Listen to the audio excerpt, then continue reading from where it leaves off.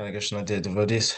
Jaya Radha Madhava Kunja Bihare Radha Madhava Kunja Bihare Gopijana Vallabha Girivaradhare Gopijana Vallabha Girivaradhare Yashodanandana Braja Janaranjana Yashodanandana Braja Janaranjana Yamuna Tiravanachare Yamuna Tiravanachare Yamuna Tiravanachare Yamuna Tiravanachare Hare Krishna, Hare Krishna, Krishna Krishna, Hare Hare, Hare Rama, Hare Rama, Rama Rama, Hare Hare, Hare Krishna. Hare Krishna, Krishna Krishna, Hare Hare, Hare Rama, Hare Rama, Rama Rama, Hare Hare. Jaya Radha, Damodara Radha, Damodara Shri Radhe. Radha Damodara Radha Damodara Shri Radhe Prabhupada Prabhupada Prabhupada Jaya Prabhupada Jaya Jaya Prabhupada Prabhupada Prabhupada Jaya Prabhupada Om Namo Bhagavate Vasudevaya. Om Namo Bhagavate Vasudevaya. Om Namo Bhagavate Vasudevaya. Narayanang Namaskritam Naram Chaiva Narottamam Devim Saraswatim Vyasam Tato Jayamudirayet Nashtapraishvabhadreshu Nityam Bhagavata Sevaya Bhagavatuttama Shlokir Bhakti Bhagavati Naishtiki. Hare Krishna, dear devotees, welcome to this morning Srimad Bhagavatam class. So we're reading from Canto 7, The Science of God, Chapter 9, Prahlad pacifies Lord Nrsimhadev with prayers. Text 15. Naham bibemi ajitate tibayana kasya jivarkanetra brukuti rava sogra tangstrat antra sraja shataja keshara sanku karnan niradabhita digibada ribinna kagrat Naham bibemi agitate tibayana kasya jivarka netra prokutirava sogra dangstrat antra shajakshataja keshara shanku karnan niradhabhita digibhat aribhinna kagrat. Would anyone like to try to read the verse? Naham bihem yachitate tibhayama kashya jivarkanetra brukuti prabhasogradam strat antra sraja shataja keshava shankukarnam nirhrada beta dijibhad aribin nakagrat. Thank you, Prabhu. Anyone else? Naham bibevyajitati bhayanakasya jivarkanetra brukути raposo kradhamstrat antra sraja kshataja keshara shankukarnan nihrada bhita digibhat aridhin nakagrat. Thank you, Prabhu. Anyone else?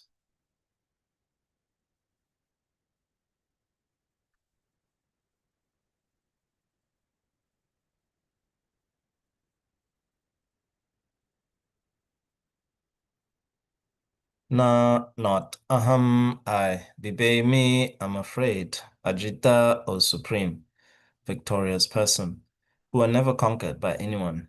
Te, yo. Adi, very much. Bayanaka, fearful. Asya, mouth. Jiva, tongue. Arkanetra, eyes shining like the sun. Brukuti, frowning brows. Rabasa, strong. Ugradangstrat, ferocious teeth. Antrashajaha, garlanded by intestines. Shataja, bloody. Keshara, manes. Shanku, karnat, wedge-like ears. Nirada, Nirada, by a roaring sound caused by you. Bhita, frightened. Digibhat, from which even the great elephants. Aribhit, piercing the enemy. Nakagrat, the tips of whose nails. Translation. My lord, who are never conquered by anyone, am certainly not afraid of your ferocious mouth and tongue, your eyes bright like the sun, or your frowning eyebrows. I do not fear your sharp pinching teeth, your garland of intestines, your mane soaked with blood, or your high wedge-like ears. Nor do I fear your tumultuous roaring, which makes elephants flee to distant places, or your nails, which are meant to kill your enemies. Purport. Lord Nrsingadev's fierce appearance was certainly most dangerous for the non-devotees. But for Prahlad Maharaj, such a fearful appearance was not at all disturbing. The lion is very fearsome for other animals, but its cub are not at all afraid of the lion. The water of the sea is certainly dreadful for all living entities on the land, but within the sea, even the small fish is unafraid. Why? Because the small fish has taken shelter of the big ocean. It is said that although great elephants are taken away by the flooding waters of the river, the small fish swim opposite the current. Therefore, although the Lord sometimes assumes a fierce appearance to kill the Duskritis, the devotees worship him. Keshavadrita Nara Hari Rupa Jaya Jagadisha Hari. The devotee always takes pleasure in worshipping the Lord and glorifying the Lord in any form, either pleasing or fierce. Om Jnana Timirandasya Gyananjana Shalakaya Chakshur Unmilitan Yena Tasmai Shri Gurave Namaha Namo Om Vishnu Paraya Krishna Prishtaya Bhutale Srimate Bhaktivedanta Swamini Tinamine Namaste Saraswati Deve Gauravani Pracharine Nirvishesha Shunyavadi Paschatyate Shatarine Jai Shri Krishna Chaitanya Prabhu Nityananda Shri Advaita Gadadhara Srivasari Gaura Bhaktavrinda Hare Krishna Krishna Krishna Hare Hare Hare Rama Rama Rama Hare Hare. Naham bibemi agitate tibaya na kahasya. Jivarka netra brukuti raba susogra dangstrat. Antra shaja kshataja keshara shanku karnan nirada bhita digabat. Arin bhin nakagrat. My lord, who are never conquered by anyone, I'm certainly not afraid of your ferocious mouth and tongue, your eyes bright like the sun, or your frowning eyebrows. I do not fear your sharp pinching teeth, your garland of intestines, your mane soaked with blood, or your high wedge-like ears. Nor do I fear your tumultuous roaring, which makes elephants flee to distant places, or your nails, which are meant to kill your enemies.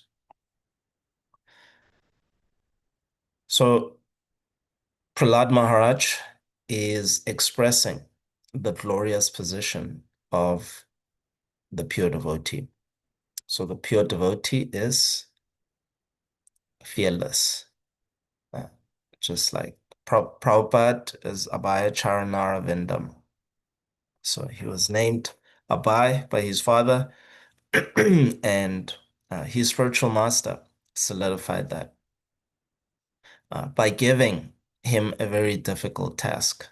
So the difficult task was how to go to the West and preach the cult of, preach the gospel, preach the message of Lord Chaitanya Mahaprabhu to those who would not hear it. To go at the age of uh, 68 years old.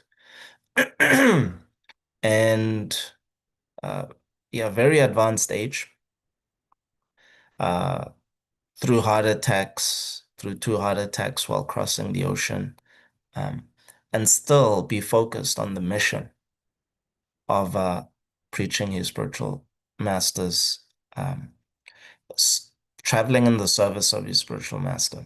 Hmm. So this quality of fearlessness changes your vision. You actually see the material world differently. Hmm. So Prahlad Maharaj, so we can do a thought experiment for ourselves and consider. I don't know if there's any zoos in the US where there's lions, um, but muscular lions, not like fat lions who've been in the zoo for too long. So if you go to South Africa, or other African countries, you can see them actually in game reserves, and they're very strong, very powerful, very tall. Um, so their manes are, yeah, very big. And if you watch, like, growing up, my dad would get us VHS tapes of which would be educational um, videos about like different types of animals. So, like speaking about the migration patterns of wildebeest, which would go from Southern Africa all the way to Eastern Africa. There's a great trek that they take, very great journey. And on the way, there would just be ferocious animals like lions, crocodiles that have to cross the river. So thousands of these wild buck. In Afrikaans, they call it wildebeest, which literally translates to wild beast. Um, and you would see the lions in action, how they hunt. Some of them they would uh, on these videos they would also show you how they hunt elephants in packs.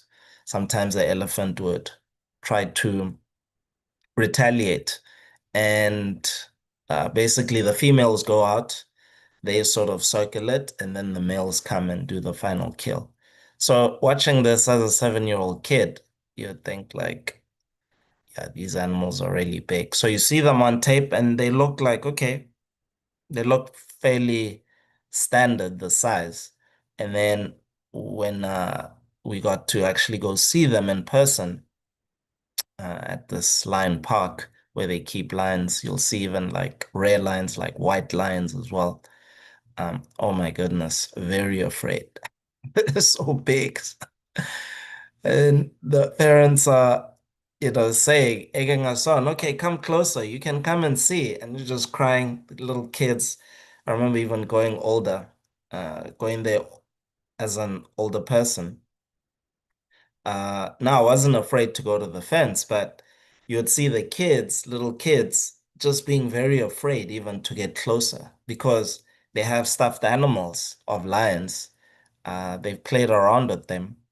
And then, but when they see them in person, and then when the gamekeepers come and give them their lunch, so they would throw, it would just be raw meat and they would just get to work, just tearing it up, and yeah, just very ferocious, very strong, very powerful. So you could consider that, okay, suppose I was as fearless as Prahlad Maharaj, and could you actually stand before a lion? What to speak of this type of lion, right? So the demigods, they have mystic power, they have celestial weapons, they have airplanes. But when Nrsingadev appeared, all of that was useless. He was so big, Mahima Siddhi.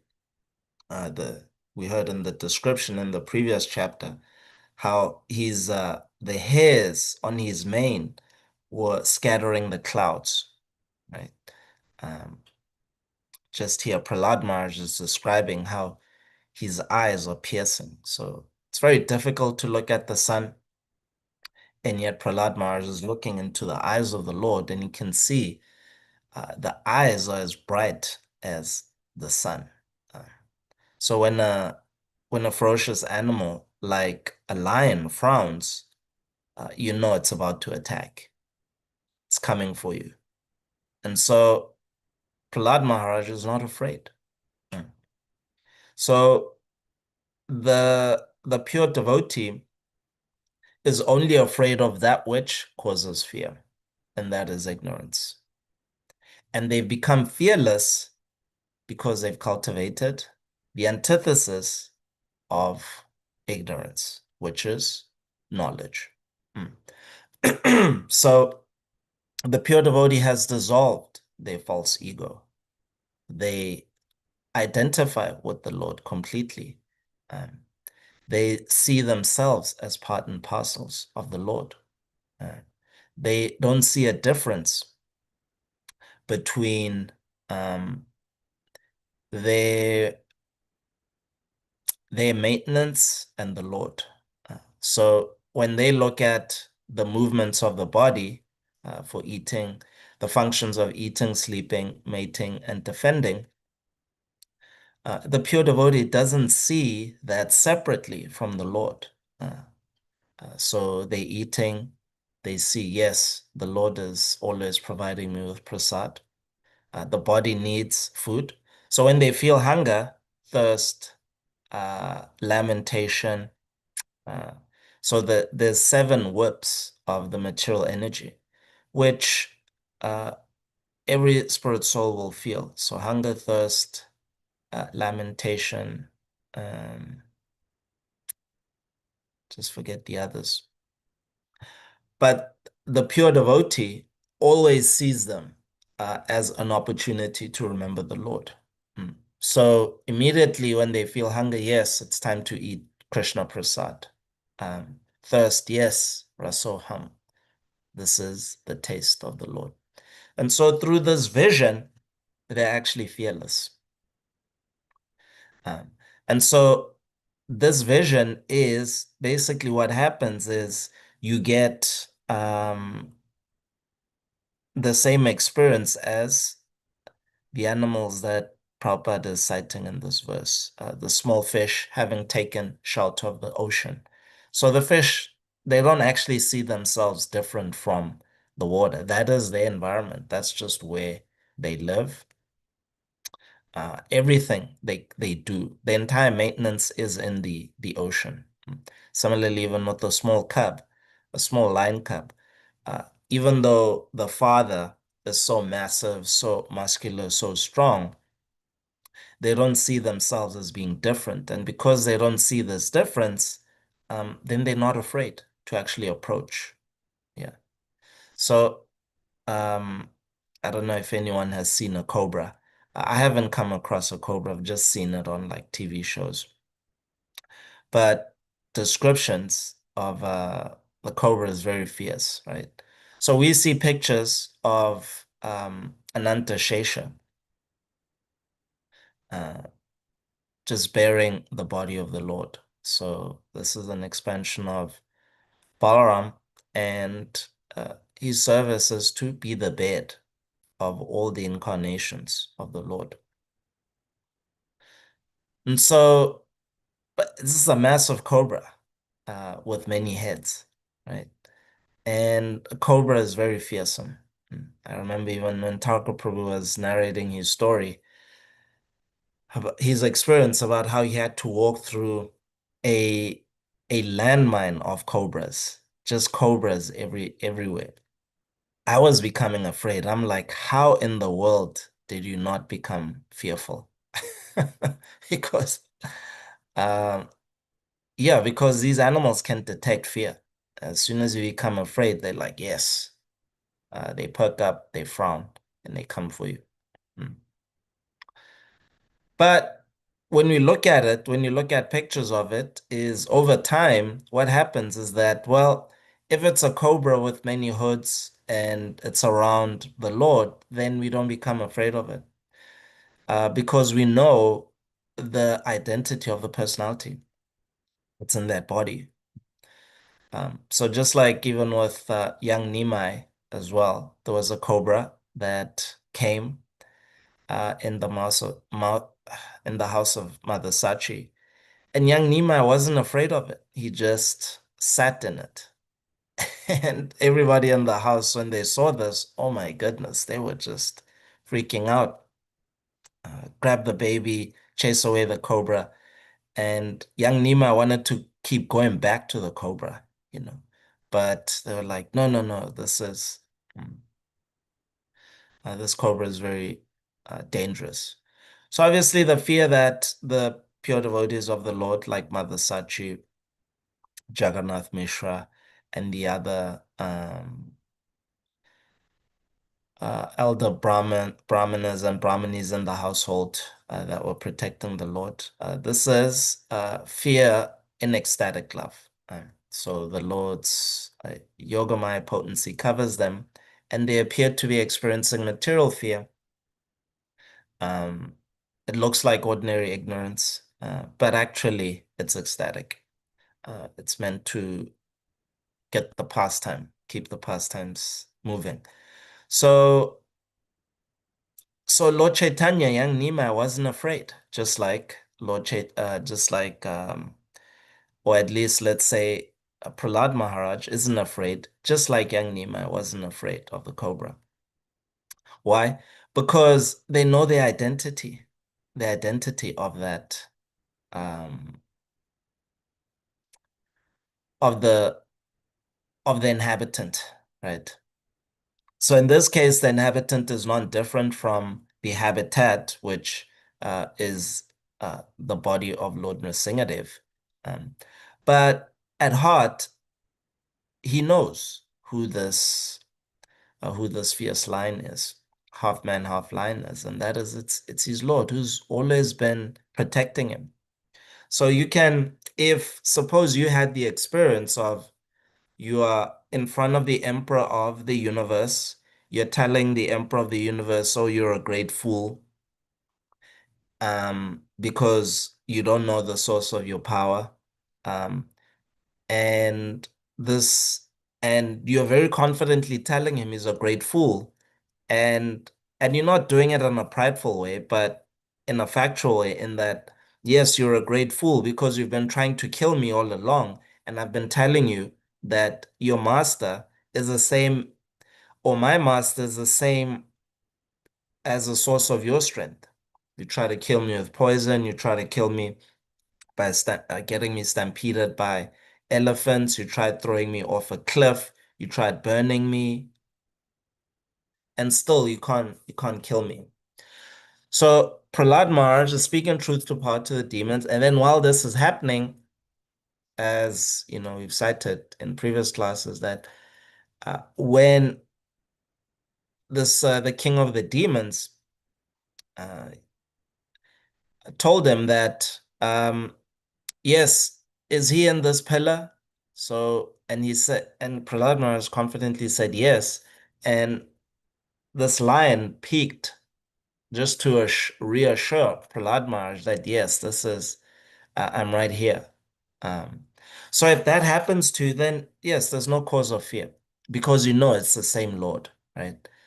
But the demigods, Lord Shiva, Lord Brahma, even Lakshmi Devi herself, how inter how much more intimate could you be than Lakshmi Devi with the Lord? Right. So the mark of Srivatsa is a symbol, is an evidence of just how intimate Lakshmi Devi is. That she's so intimate with the Lord that her head creates an impression on the Lord's chest, a permanent impression, and that's the mark of Srivatsa, where she actually rests her head. And yet she couldn't recognize. She couldn't recognize uh, that this is my Lord. But Prahlad Maharaj could. Yeah. So this is the position of fearlessness that the pure devotee is in, is that they're never ignorant about the identity of the Lord.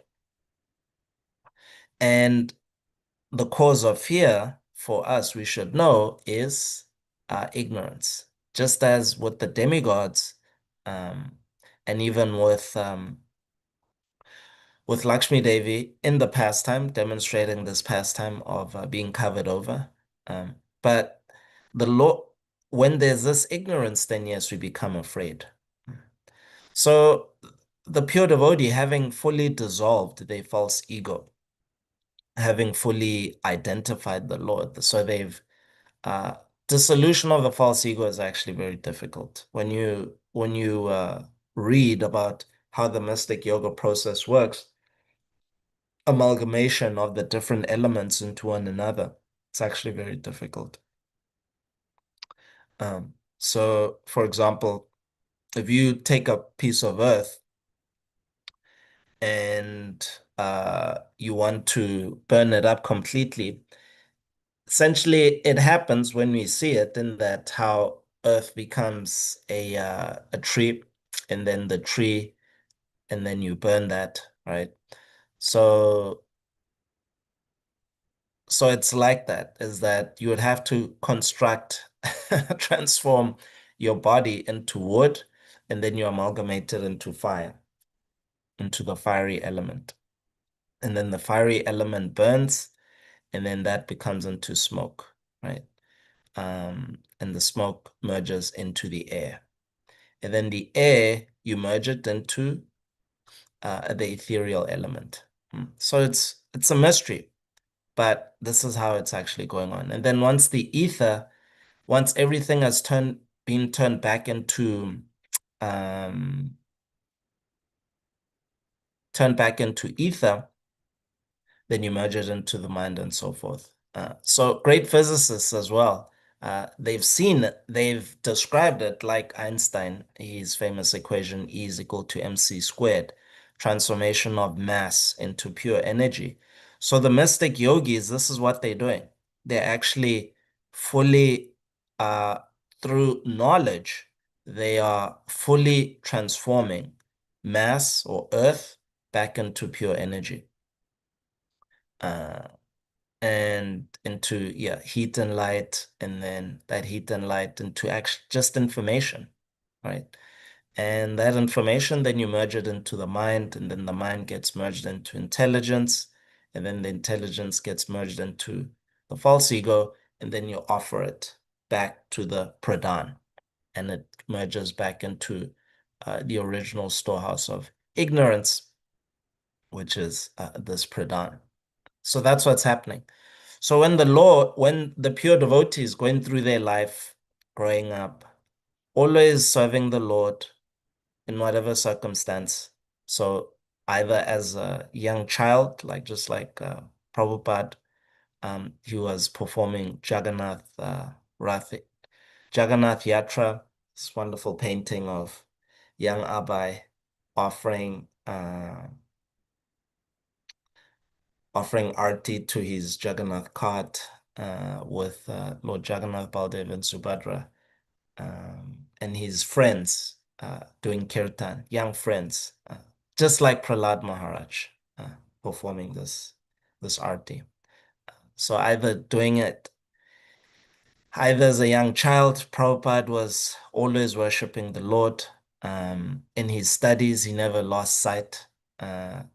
The way in humility, he describes how he in Lilamrita, you hear how he got absorbed in his studies, and he became attracted to the movement of Gandhi. And so he actually didn't go to his graduation, um, you know, because that was a protest. So in humility, he describes it, but it's very clear that he never forgot Krishna, and he even admits, he says it, gives his personal testimony. There's never been a time in my life where I wasn't Krishna conscious. This is Prabhupada. So when you go through your life like this, he had a family, um, and then he met his Guru Maharaj, and his Guru Maharaj uh, was giving him famous instructions about that you should preach the cult of Sri Chaitanya Mahaprabhu in the English language. If you ever get money, you should print books. Prabhupada constantly meditating on this at every single stage of his life.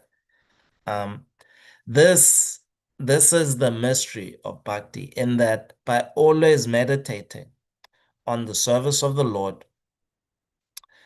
the false ego actually dissolves. Yeah, it dissolves. So it's difficult, and it happens very quickly, actually. Yeah. As compared to the mystic yogi. The mystic yoga, it takes many thousands of years to actually create this transformation. You can just imagine, like, how long does a tree take to grow? And then now you have to burn those logs. And then, um, so if you have to do it from the outside of your body, how difficult it is, what to speak of now you're doing it through pranayama. Thousands of years, it actually takes long. It takes, right? But in one lifetime, a Kali Yuga lifetime, the devotee can actually achieve this transformation of fearlessness. And then you see in every single situation, in every single life stage, because you have the experience. You're always thinking about Krishna. And so now, when it's time actually to be most fearful, you're in your old age, body is diseased, there's different chronic conditions, the body is breaking down, um, the senses aren't working as well as they used to. So there's plenty of causes of fear now in old age, but no, you're seeing the Lord. You're seeing how you can still think about Krishna, still glorify Krishna with your mouth, still think about different plans for worshiping the Lord in old age, and you maintain your glorious position as being fearless. And so old age, disease, death, you see it as the way Krishna describes it. So in the 11th canto, um, Krishna, he describes very analytically to Uddhava what death is. And this death, just changing bodies. You're just hopping into one car and going from one car and you're going to another. Just as when you wake up from a dream, he uses the dream analogy, and you forget everything. The dream, when you wake up from the dream, it dissipates and you just walk away from it, right? So death is like, this is how Krishna describes it. But for others who are experiencing it, those who've worked in chaplaincy, uh, or somebody who's worked in chaplaincy, this is not how they're experiencing it. They are very, very afraid. And if you've even seen, somebody dying as well, there's a lot of fear. But for the devotee who's dedicated their life to preaching the glories of the Lord, to serving the deity for the entire lifetime, this fear isn't there. So part of cultivating, dissipating. So how do we become fearless? We cultivate transcendental knowledge. So that's why we come into Bhagavatam every single day, doing everything as an offering to Krishna. Throughout the day, just as Prabhupada was always conscious of Krishna throughout his life, we should also always be conscious. And this, when Rupa Goswami says the primary principle of Krishna consciousness is to always remember Krishna, right? So that's the pavriti, and the nivritti is never to forget him. So we are doing two things. We are always cultivating more information about Krishna. So the process of continuously reading, continuously chanting the glories of the Lord. It's the process of always remembering Krishna. Because Krishna's glories, his opulences, they're becoming newer and newer and newer. So you will read Bhagavad Gita, read the entire Bhagavatam. So I've been in this community, since 2018, and we started actually in about 8 years ago. We started from the first canto. I remember Snanyatra Prabhu, we restarted.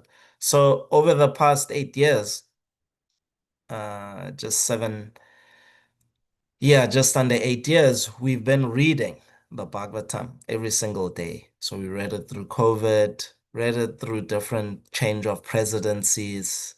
Uh, we're reading it through gas prices. We're reading it through this war, right? And so you forget. So the material world, a lot of changes are happening externally. So you'll forget what actually you read about in the first canto. And so then you go back, and then when you reread it, it's fresh. So that's evidence of for you, you are actually experiencing the glories of the Lord in a newer and newer way, right? So you actually have to do it. You have to use your senses to do it. It's not that you read it once and that's it. Okay, now I can just be in a state of meditation and not use my tongue, not use my time to actually glorify the Lord. No, you actually have to do the activity. So this is what Rupa Goswami is saying. And then never forgetting him, we want to causes of ignorance that get introduced into our life, we want to minimize those. So if you look at Varnashram could be defined or characterized as a system of becoming fearless, a progressive system of becoming fearless, right? So the Shudra, uh, he or she is thinking, okay, I need a master to survive. So this is pranamaya, right? I need somebody else to survive. And then the Vaishyas, I need money to actually be situated. I need to always be making money. And the way to get money is you accumulate resources. So basically, you need the earth. So you need you need rains from the sky. So all the inputs that will help you accumulate some resource that you can sell. So if you're taking care of the cows, then we need rains so that the cows can actually have fresh grass. We need fertilizer into the field so that we can grow. So you need the earth. So you don't need another living entity, you just need the earth and all those inputs to be coming in. So it's quite a few inputs, but you just depend on the cycle of nature and you take advantage of different cycles, right? And then the Kshatriya comes in and is like, no, all I need is to become fearless, right? I just need to I need a village. So I'm going to trade my body, putting my body on the line. I'm going to combat any single enemy, whoever challenges me. I'll do that in exchange for ruling over a village. So ruling over a village means you get taxes, right? So if you're protecting people, you need a constituency of people who will be living, going about their life.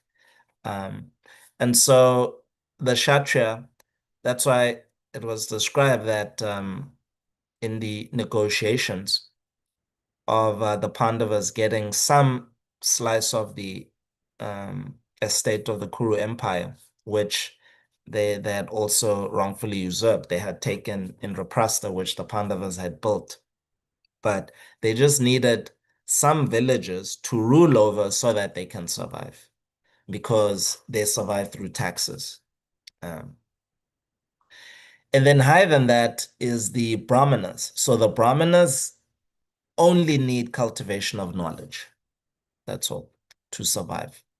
So even if there's no food, no water for the body, through knowledge, they can actually perform the mystic yoga process and maintain their body. Just like in the 12th canto, there's a description of Markandeya Rishi, how he became perfect. It's through the mystic yoga process. And in the same body, he's still surviving for millions and millions of years. So if you've been surviving as a Brahmin who's applied the transcendental knowledge and the description of how he became perfect was he was just always serving his guru, serving the devotees, and just always keeping meditation on the form of the Lord. Just like how we are being advised to always remember and never forget him. So he's completely fearless. So this is the ultimate stage of fearlessness in human life, is when all you need is knowledge of the Supreme Lord. But because you have knowledge, you don't need anything else. Yeah, you don't need a village to survive and get taxes. You don't need the earth and its various cycles, rainfall, vegetation growth, to actually get resources to sell. And you don't need a master, a human master who gets subjected to birth, death, disease, and old age, because your master is eternal, right? So when for the Brahmin who's fully assimilated the Ishopanishad, they're always thinking Om Purnamada Purnam Idam Purnat Purnam Udachate Purnasya Purnam Adaya Purnam Eva Vashishyate. So the personality of God is perfect and complete, and because he is completely perfect, all emanations from him, such as this phenomenal world, are perfectly equipped as complete wholes. So you see yourself as a complete whole because you see the complete whole through your meditation. Whatever is produced of the complete whole is also complete in itself, because he is the complete whole. Even though so many complete units emanate from him, he remains a complete balance. So you see yourself as a complete unit.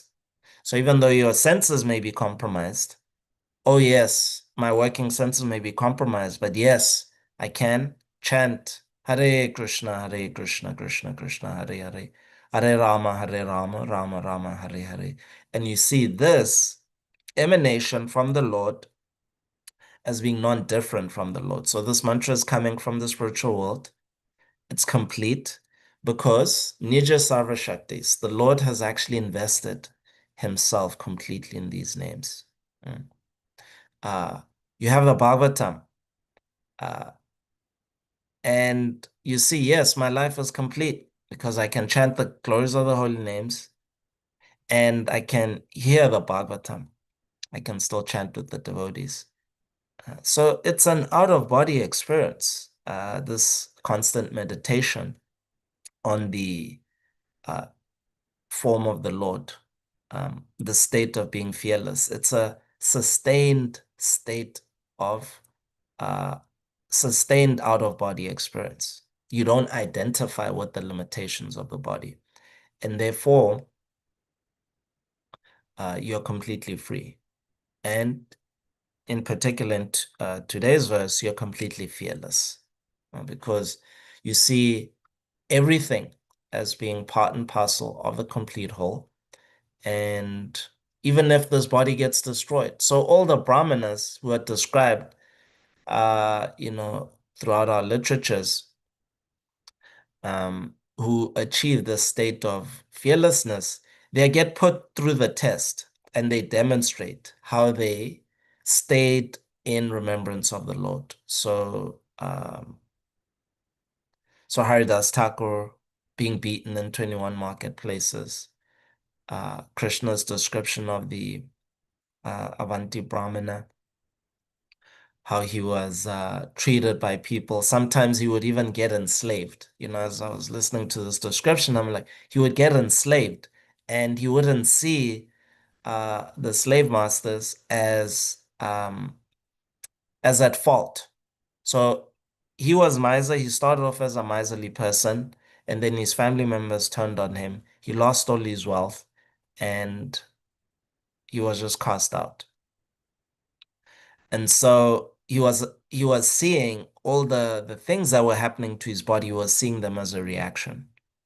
And therefore he never got bewildered by anger, by frustration, but also he never got bewildered by fear.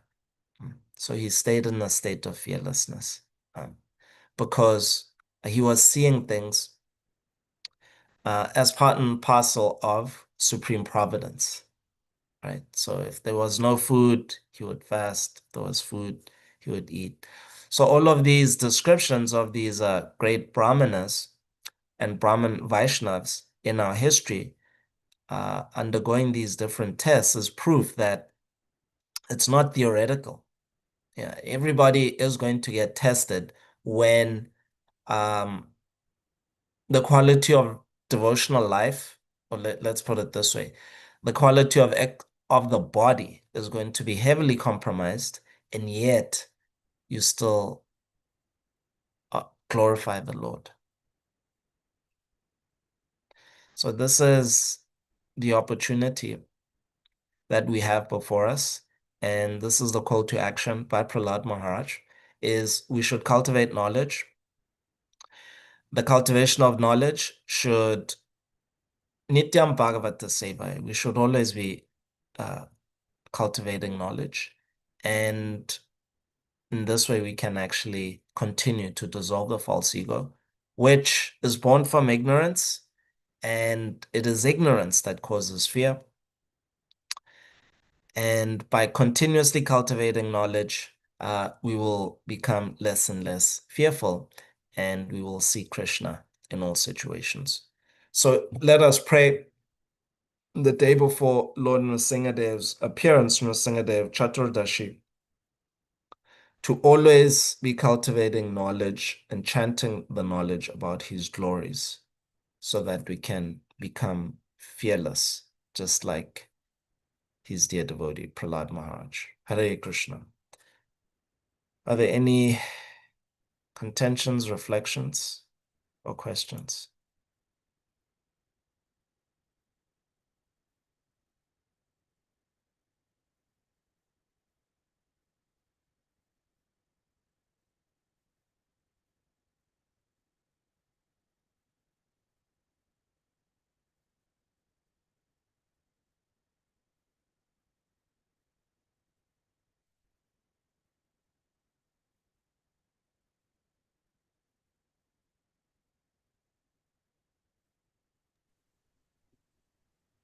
Hare Krishna, Hare Krishna, Krishna Krishna, Hare Hare, Jai Gauri Krishna Prabhu. Jai Thakur Prabhu. You have a fabulous smile. You're too kind, Prabhu. Nobody can deny. You're too Oceanic smile. kind. I want to thank you for your class. Very nice. Um, you chose to focus on the fearlessness of devotees, which is a wonderful feature of the devotee. Srila Prabhupada spoke a lot about fearlessness and often connected it with his name. Um, and he gave one nice example that I always appreciated. Um, that the material nature is generally fearful uh, for everyone. At least if you're awake, it's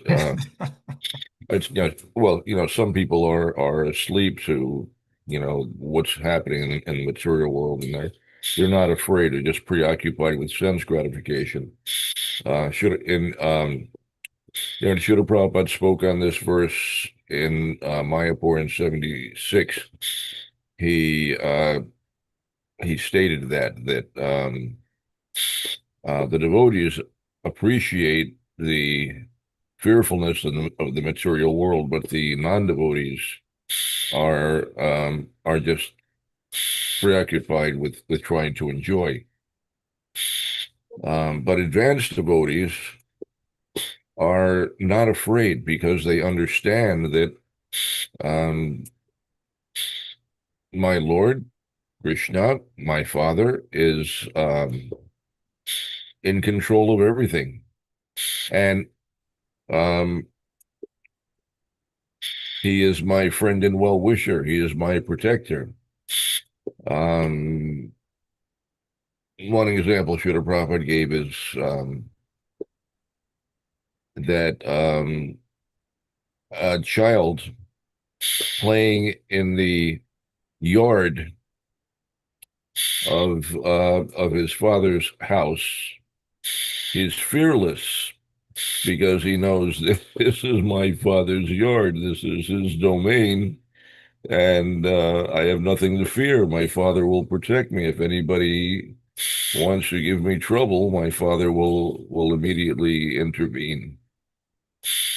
So the child is fearless. And another example Srila Prabhupada gave is that um, while the material nature is very fearsome for the devotee, because he understands that the material nature is completely under the control of Krishna, he is not afraid. The material nature actually works differently for the devotee. One of the things that Srila Prabhupada explained in his lecture in Mayapur was that everything about Lord Nrsimhadev was fearsome um, to the non-devotees, but to Prahlad, all those fearsome features were beautiful. He saw them very differently. To him, everything about Lord Nrsimhadev was beautiful. But to the non-devotees, everything about Lord Nrsimhadev is terrifying. So Srila Prabhupada gave the example of a cat and a rat. So to the rat, the jaws of the cat mean death. Cats are incredibly efficient predators of rodents. It's like they were just built for that. They're very fast, they're very accurate, and it absolutely dreadful if you're a rodent. There's nothing worse than a cat. So for the rat, the cat is really bad news. But for the kitten, the same jaws that are terrifying to the rat are a source of comfort to the kitten. Sometimes a kitten is distressed. Um, a mother cat will move her kittens around from place to place if she thinks that maybe there's some threat of disturbance. They like to hide their kittens. They don't want them to be obvious, so they'll move them here and there and hide them. And she'll leave them from time to time while she is hunting or whatever. And they become distressed at times when they're alone. But as soon as the mother comes, and to move them, she picks them up in her jaws. By the nape of the neck, she picks them up. And if you've ever seen this, the kitten will be crying for the mother, and as soon as the mother picks up the kitten, immediately the kitten stops crying. It just curls up and becomes very, very secure and completely pacified. It's happy as long as it, when the kitten's in the jaws of the cat, the kitten feels pleasure. He is happy. He is secure. He feels protected. Um, but for the rat, it's absolutely terrifying, the most terrifying thing possible. So, same is true of the material nature. Should have Prabhupada compared the material nature to the jaws of a cat. That it works differently for a non-devotee. The material nature is terrifying. The prospect of death is terrifying. Um, Death itself, of course, is terrifying. But for a devotee, um, the material nature works differently. Even when threatened by death, even when death actually occurs, a devotee is not terrified. He is not fearful. He reacts like the kitten reacts to the mother. The jaws of death are not frightening to the devotee. The devotee instead feels the protection of Krishna. It's extraordinary and maybe hard to imagine, if we're not on that platform. Um, but this is the result of Krishna consciousness. Simply by chanting Hare Krishna, you'll come to a point at which um, death itself is no longer a source of fear. Anyway, I can ramble on about all kinds of things for a while. I have a lot of things in my mind, but there's a hand up, so I'll give someone else a chance to speak. Hare Krishna Prabhu, thanks again. Hare Krishna Prabhu, thank you for your contribution. Um, you just reminded me of a point I wanted to mention is the kitten is, or a lion cub is, because they know the identity of the inhabitant, they know the relationship, right? So uh, if I am, say, if I enter, like we go to Lake Tobias, right? Lake Tobias, there's some lions there, they're quite chubby. But if I enter into that thinking that I'm not afraid of these lions, so it's an artificial conception because I don't know the inhabitants of those the inhabitants of those bodies. And the natural relationship is that I am food. My body is food to their body. And so that's how the interaction is going to happen. I'm going to get mauled and attacked, right?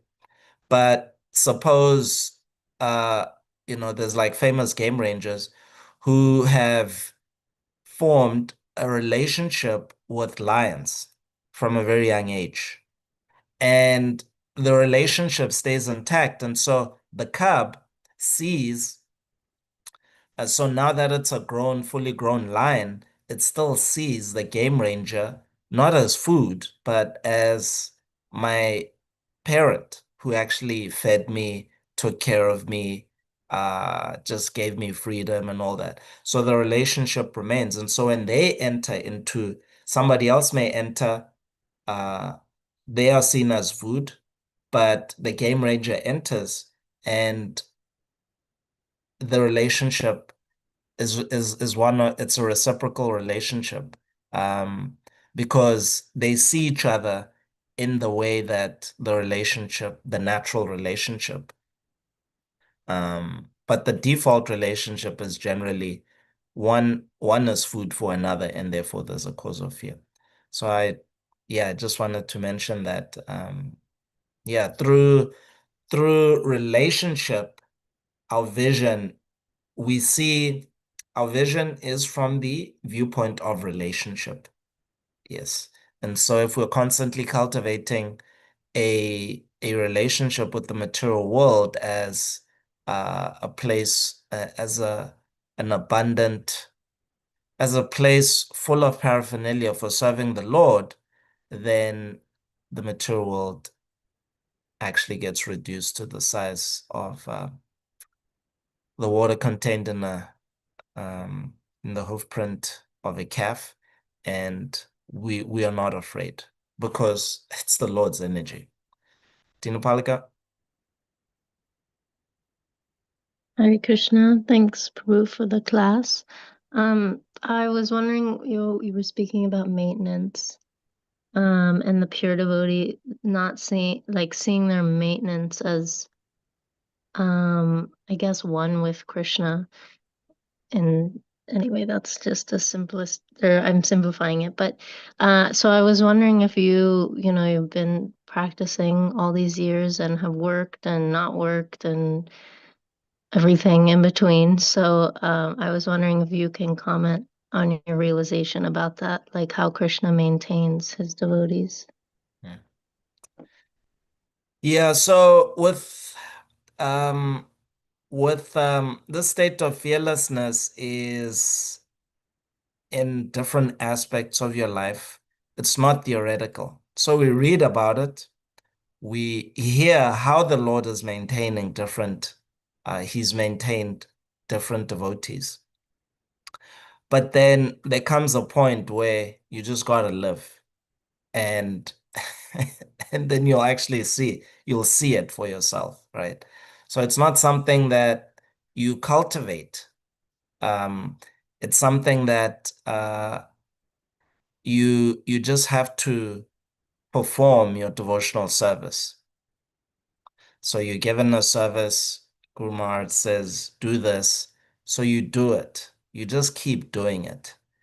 And you will see how you're being maintained. So for example, in my case, well, living on the farm for 7 years, uh, yeah, my family was just being maintained. My mother, her daycare center, uh, when I would call her, she would just tell me how, yeah, she got this grant and uh, then they got these donations and then maybe there might be some problem like, okay, an employee she had to let go, but then somebody else came in their place and replaced them and now things are good.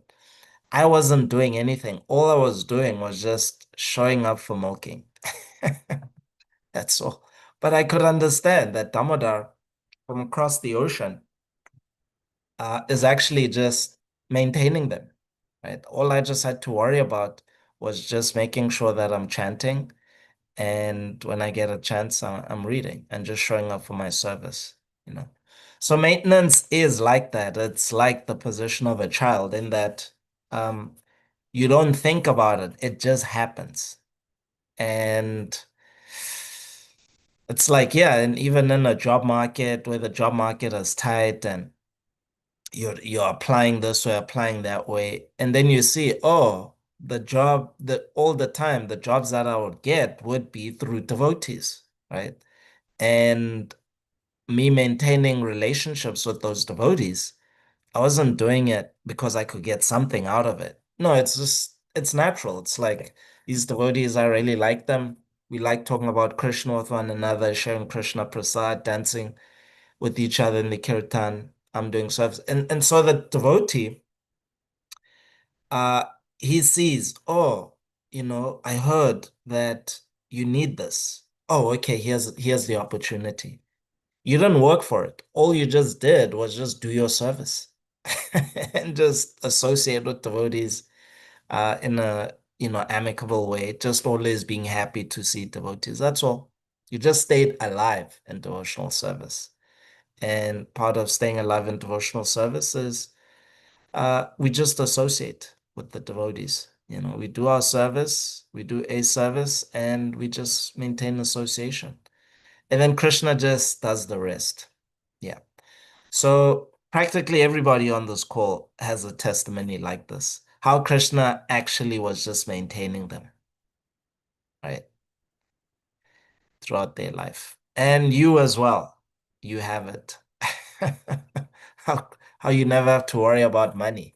And Krishna was always giving you free stuff.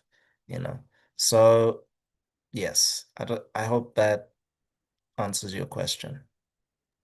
Yeah, it does. I was wondering why you're speaking like specific. I mean, yeah, in the temple, and then also, I mean, I've had experience of it, but even out of the temple, one can have a fear like changing ashrams. Oh, now, um, or maybe there's some stigma, maybe not so much in this community, but oh, it's a fall down, it's a this, it's a that.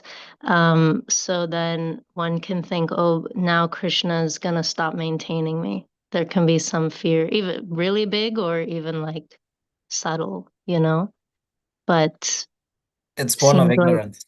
Yeah, yeah, that seems like same what you're fear, saying is different. yeah, that fear, it's also born of ignorance. That devotees will perceive you in a certain way. That's ignorance.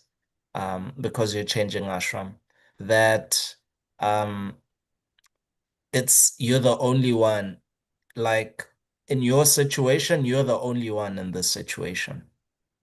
Not just, Your your yeah, skill not just that, set, but that Krishna, not so much the devotees, but that Krishna will somehow revoke his mercy. that's also born of ignorance. Yes, because uh all we just need to do is find a devotee who's been in our situation, just hear their story. And there's no question of Krishna revoking his mercy. Just like there's no question of Damodar becoming older than 5 years old. So the deities, they just stay that way. They are very steady. That's why deity worship is so important in our lives, because it maintains steadiness in our faith. Just as the beauty of the deities remains steady, so similarly, Shraddha will remain steady in Krishna's mercy. Hmm. And yeah, there's many forms of deity worship. You can make garlands for them, do the arati, you can cook for the Lord, or you can just give Bhagavatam class like we're doing. This is all for the pleasure of the deities. So yeah, so deity worship maintains steadiness in Shraddha. Does it answer your question? Yes, thank you. Okay. I got 3 minutes. Anybody, any other contributions?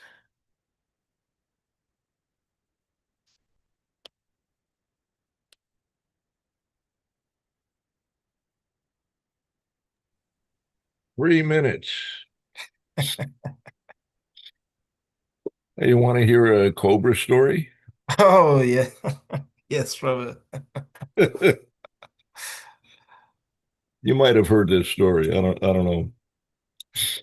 Early in Mayapur, this was when there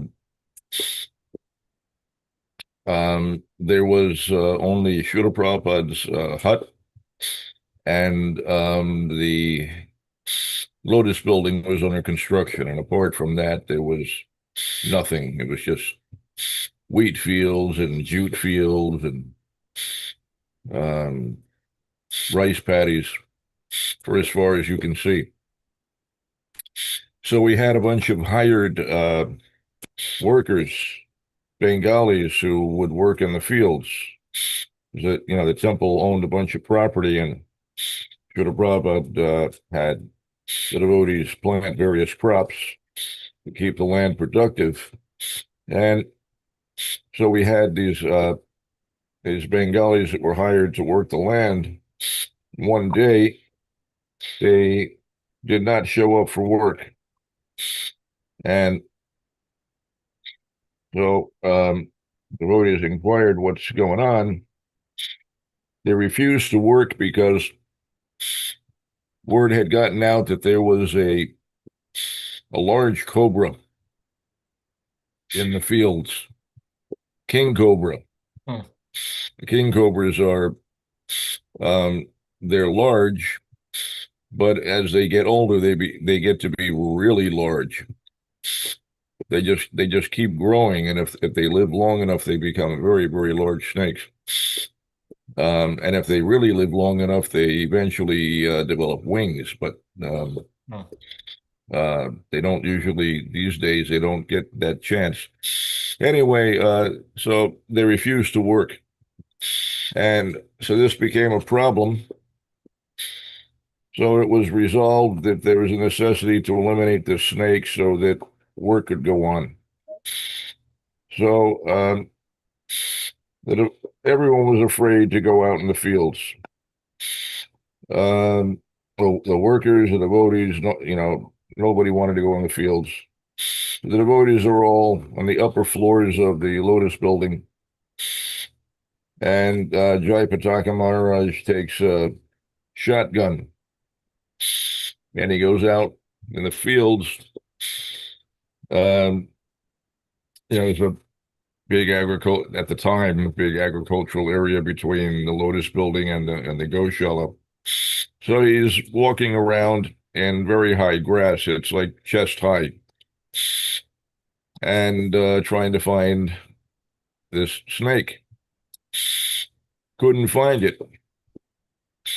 And at one point, he's walking back towards the mandir.